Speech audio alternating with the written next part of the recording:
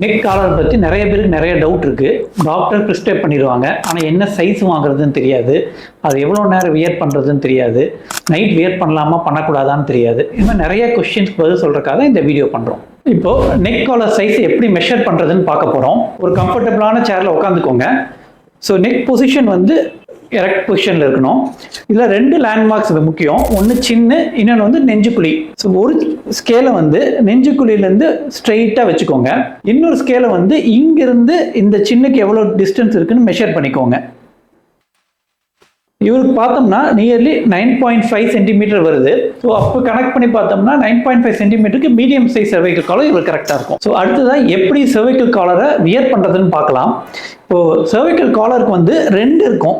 ஒன்று வந்து அப்பர் பார்ட்டில் வந்து ஒரு சின்ன கர்வ் மாதிரி இருக்கும், லோவர் பார்ட் வந்து ஃப்ளாட்டாக இருக்கும். ஸோ இது வந்து சின் ரெஸ்ட் ஆகிறதுக்கான ஒரு இடம். ஸோ வியர் பண்ணும்போது இந்த குழி இருக்குது பார்த்தீங்களா, இதை சின் கிட்ட வச்சுக்கணும். இந்த பொசிஷனில் வச்சுட்டு அப்படியே ரேப் பண்ணணும். ஸோ இதுதான் வந்து வியர் பண்ணுறதுக்கான கரெக்ட் டெக்னிக். இது வந்து லூஸாக இருக்கா டைட்டாக இருக்கான்னு தெரிஞ்சுக்கிறதுக்கு அவரோட கம்ஃபர்ட் நம்ம கேட்கலாம். உங்களுக்கு கம்ஃபர்டபுளாக இருக்கா? இப்போ ஸோ கம்ஃபர்டபுளாக இருக்குது. ரொம்ப இறுக்கமாக இருக்குது, டைட்டாக இருக்குன்னா அந்த இது வந்து ரொம்ப டைட்டாக வியர் பண்ணியிருக்கோன்னு அர்த்தம். அதே மாதிரி ரொம்ப லூஸாக வியர் பண்ணோம்னா ஷேக் பண்ண முடியும், நெக்கெல்லாம் மூவ் ஆக ஆரம்பிச்சிடும். ஸோ இது வந்து லூஸான சைஸ்ன்னு அர்த்தம். நெக்கு மூவ் பண்ண முடியக்கூடாது, அதே மாதிரி நமக்கு வந்து ரொம்ப அன்கம்ஃபர்டபுளாகவும் அவருக்கு ஃபீல் ஆகக்கூடாது. இதுதான் கரெக்டான சைஸ் அண்ட் கரெக்டான ஃபிட். அடுத்ததாக நெக் காலரை என்னென்ன கண்டிஷனுக்கு யூஸ் பண்ணலான்னு பார்க்கலாம். நெக் காலர் ரொம்ப வெரைட்டி ஆஃப் கண்டிஷன்ஸ்க்கு யூஸ் பண்ணுவோம். சாதாரண ஸ்ட்ரெயின்லேருந்து ஆரம்பித்து நெக் ஃப்ராக்சர்ஸ் வரைக்கும் யூஸ் பண்ணுவோம். ஸோ அதுக்கு தகுந்த மாதிரியே நைட் யூஸ் பண்ணலாமா இல்லையா என்னங்கிறது டிசைட் ஆகிறது. நெக் காலரை எவ்வளோ நாளைக்கு யூஸ் பண்ணலாம் டாக்டர்? நெக் காலரை வந்து கண்டிஷன்ஸ் தகுந்த மாதிரி யூஸ் பண்ணுவோம். ஆர்டினரி ஸ்ட்ரெயின்னா 1 வீக்லேருந்து 2 வீக்ஸ் வரைக்கும் யூஸ் பண்ணுவோம்.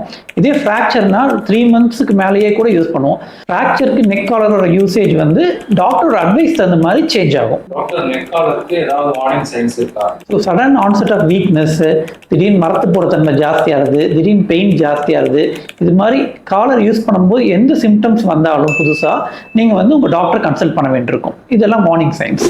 cervical காலரை கரெக்டான சைஸில், கரெக்டான ஃபிட்டில், கரெக்டான டியூரேஷனில் யூஸ் பண்ணால் தான் அதோட கம்ப்ளீட் யூஸ் இருக்கும். ஸோ அதனால் அதுக்கு தகுந்த பார்த்து யூஸ் பண்ணுங்கள்.